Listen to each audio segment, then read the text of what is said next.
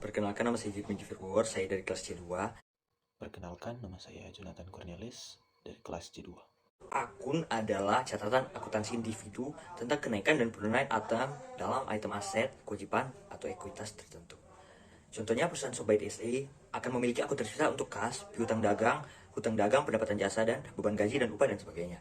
Oke, berikut debit dan kredit. Debit dan kredit adalah kartu sebenarnya. Istilah debit menunjukkan sisi kiri akun dan kredit menunjukkan sisi kanan akun. Mereka biasanya disingkat sebagai DR untuk debit dan CR untuk kredit.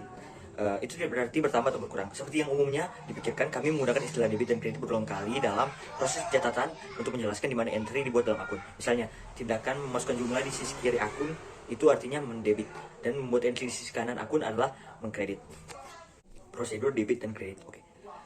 Untuk menjaga persamaan akuntansi dasar seimbang atau balance, dengan kata lain, untuk setiap transaksi debit harus sama dengan kredit. Kesamaan debit dan kredit memberikan dasar bagi sistem entry ganda dalam pencatatan transaksi. Di bawah sistem double entry, efek ganda dari setiap transaksi dicatat dalam akun yang sesuai. Sistem ini menjadikan metode logis untuk pencatatan transaksi. Oke. Ekuitas. Ekuitas ada 5 subdivision. Pertama, modal saham biasa, laba bertahan, dividen, pendapatan, dan beban. Dalam sistem entry ganda, perusahaan menyimpan akun untuk masing-masing subdivision ini. Pertama, modal saham biasa. Modal saham biasa, perusahaan menerbitkan modal saham biasa sebagai ganti investasi pemilik yang dibayarkan ke perusahaan.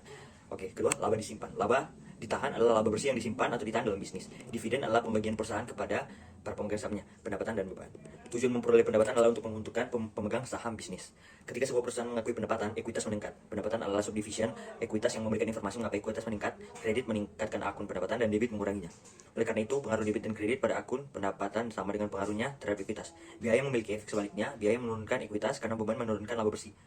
Pendapatan meningkatkannya. Masuk akal jika sisi kenaikan dan penurunan akun beban harus menjadi kebalikan dari akun pendapatan. Jadi debit menambah akun pengeluaran dan kredit menguranginya. 3 langkah dasar dalam proses pencatatan. 1. Menganalisis setiap transaksi untuk pengaruhnya terhadap akun. 2. Masukkan informasi transaksi ke dalam jurnal. 3. Transfer informasi jurnal ke akun yang sesuai di buku. Terima kasih. Proses pencatatan. Proses pencatatan dimulai dengan transaksi, dokumen bisnis, seperti kwitansi penjualan, cek atau tagihan, memberikan bukti transaksi. Perusahaan menganalisis bukti ini untuk menentukan efek transaksi tertentu akun. Perusahaan kemudian memasukkan transaksi tersebut ke dalam jurnal, akhirnya mentransfer entry jurnal ke akun yang ditunjukkan di buku besar. Perusahaan awalnya mencatat transaksi dalam urutan kronologi atau urutan di mana mereka terjadi. Dengan demikian, jurnal tersebut disebut sebagai Book of Original Entry.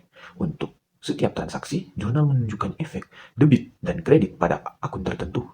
Perusahaan dapat menggunakan berbagai macam jurnal, namun setiap perusahaan memiliki bentuk jurnal yang paling umum, yaitu jurnal. Jurnal memberikan beberapa kontribusi yang signifikan terhadap proses pencatatan. 1. Jurnal mengungkapkan di satu tempat efek lengkap dari suatu transaksi. 2. Memberikan catatan kronologis transaksi. 3. Membantu mencegah atau menemukan kesalahan karena jumlah debit dan kredit untuk setiap entry dapat dengan mudah dibagikan. Selanjutnya, buku besar. Seluruh kelompok akun yang dikelola oleh perusahaan adalah buku besar. Buku besar menyimpan semua informasi tentang perubahan saldo akun tertentu di satu tempat. Perusahaan dapat menggunakan berbagai macam buku besar, namun setiap perusahaan memiliki buku besar. Buku besar berisi semua akun, aset, kewajiban, dan ekuitas. Selanjutnya, neraca saldo. Neraca percobaan adalah daftar akun dan saldonya pada waktu tertentu. Biasanya perusahaan menyiapkan neraca saldo pada akhir periode akuntansi. Mereka mencantumkan akun sesuai urutan kemunculan di buku besar. Saldo debit muncul di kolom kiri dan saldo kredit di kolom. Langkah-langkah menyusun neraca saldo adalah: 1. Sebutkan judul akun dan saldonya. 2. Jumlah kolom debit dan kredit. 3. Buktikan persamaan kedua kolom tertentu. Selanjutnya, ada keterbatasan neraca saldo. Namun, neraca saldo tidak menjamin kebebasan dari kesalahan pencatatan. Banyak kesalahan mungkin terjadi meskipun total kolom neraca saldo sama. Misalnya, neraca saldo mungkin seimbang bahkan ketika: 1. Transaksi tidak di jurnal. 2. Entry jurnal yang benar tidak diposting. 3. Entry jurnal diposting 2 kali. 4. Akun yang digunakan salah, hasil penjumlahan atau postingan. Atau 5. Kesalahan penyiimbangan yang dibuat dalam pencatatan jumlah transaksi. Selama debit dan kredit yang sama tidak etis atau diposting, bahkan ke akun yang salah, atau dalam jumlah yang salah, total debit akan sama dengan total kredit. Neraca percobaan tidak membuktikan bahwa perusahaan telah mencatat semua transaksi atau bahwa buku besar itu benar. Selanjutnya, mencari kesalahan atau menemukan kesalahan. Kesalahan dalam neraca saldo umumnya diakibatkan oleh kesalahan matematis, salah posting, atau sekedar salah menyalin data.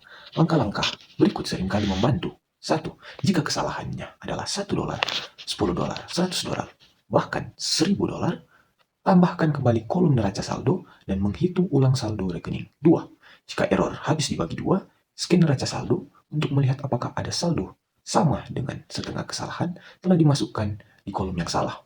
3. Jika kesalahan habis dibagi 9, telusuri kembali saldo akun pada neraca saldo untuk melihat apakah saldo tersebut salah disalin dari buku besar. Misalnya, jika saldo $12 dan terdaftar sebagai $21, kesalahan $9 telah terjadi. Kembalikan urutan bilangan disebut kesalahan transposisi. 4. Jika kesalahan tidak habis dibagi 2 atau 9, pindai buku besar untuk melihat saldo akun siapa yang jumlah kesalahannya telah dihilangkan dari saldo, dan pindah jurnal untuk melihat apakah postingan dari buku itu dihilangkan.